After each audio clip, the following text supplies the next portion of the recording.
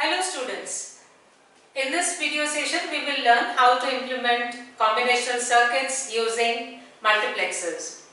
So let us take an example of a combinational circuit which has three inputs ABC and there are two outputs to this combinational circuit. One is Y1, the other is Y2, and Y1 is expressed as a summation of mean terms 1, 2, 4, 7. That means output Y1 is a 1 for combinations of ABC of 1, 2, 4 and 7. Similarly, Y2 is 1 for 3, 5, 6 and 7. Let us see how to implement these two combinational circuits with 8:1 multiplexers.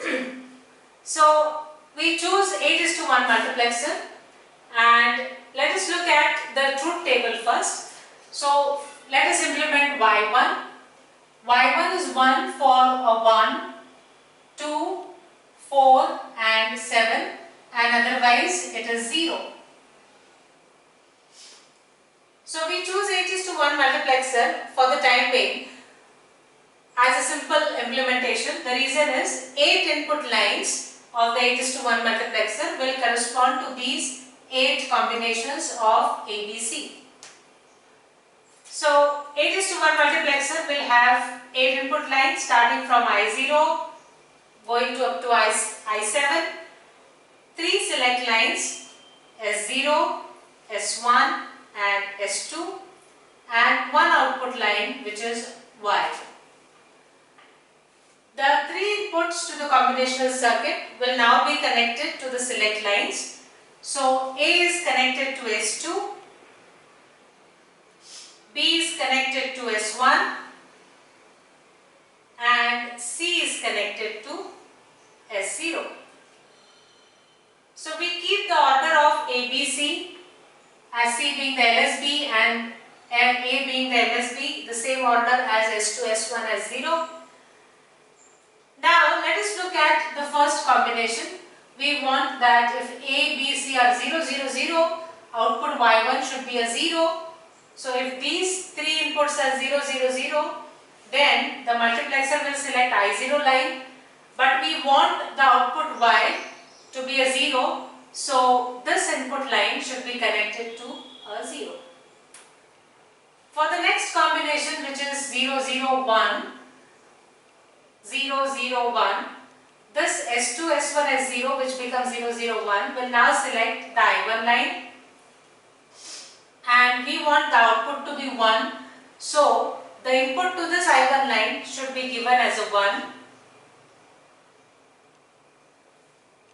For the next combination which is 0, 1, 0, we again want the output to be 1. So when we give 0, 1, 0, in that condition I2 will be selected. Hence I2 should also be connected to a 1. Similarly, for the fourth combination, that is 0, 1, 1, output Y should be a 0. So when we give 0, 1, 1 as the inputs to the multiplexer, I3 line will be selected and since we want the output to become a 0, the I3 should be connected to a 0. And this can be extended if we look at the fourth combination of 1, 0, 0, we want output to be 1. So I4 will be connected to a 1. If we go to the next 1, 0, 1, output should be 0. So I5 will be connected to a 0.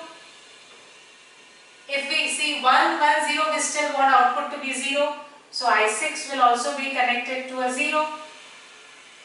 But if we go to the last one, that is 1, 1, 1, this output should be a 1. So I7 will be connected to a 1. With this we have identified what should be the input lines, whether they should be a 0 or whether they should be a 1 depending upon what is expected from the truth table. In turn, what is expected because of this summation of mean terms.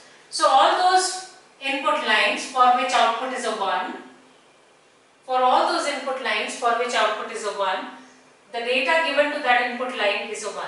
So I1, I2, I4 and I7. which corresponds to the mean terms 1, 2, 4 and 7 are connected to a 1 and the rest of the lines are connected to a 0.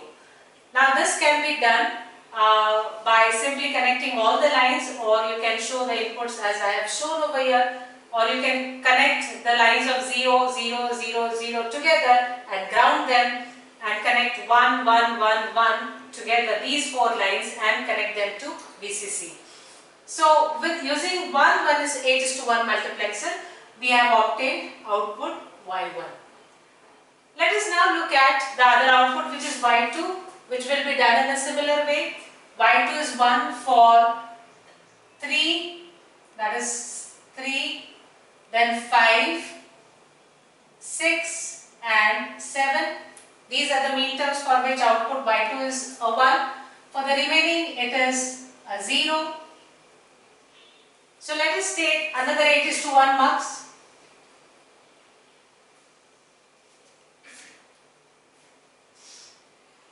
For Y2, let's call the output of this as Y2. The 3 select lines S2, S1, S0 will now again be connected to the 3 inputs, which are A, B and C.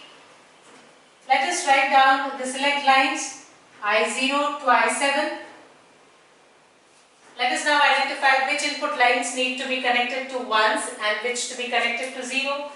So I0, this is I0 line, I0, I1, I2, these need to be connected to a 0 because we want the output to be 0. If at all the combination comes over here, corresponding line will be selected and a 0 will be transferred to output Y2.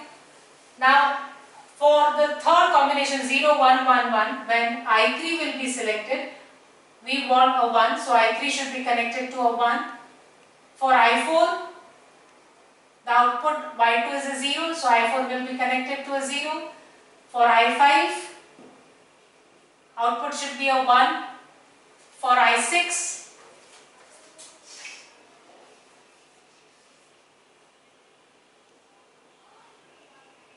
again the output should be a 1. For I7, we want again the output to be 1, so I7 will be connected to a 1.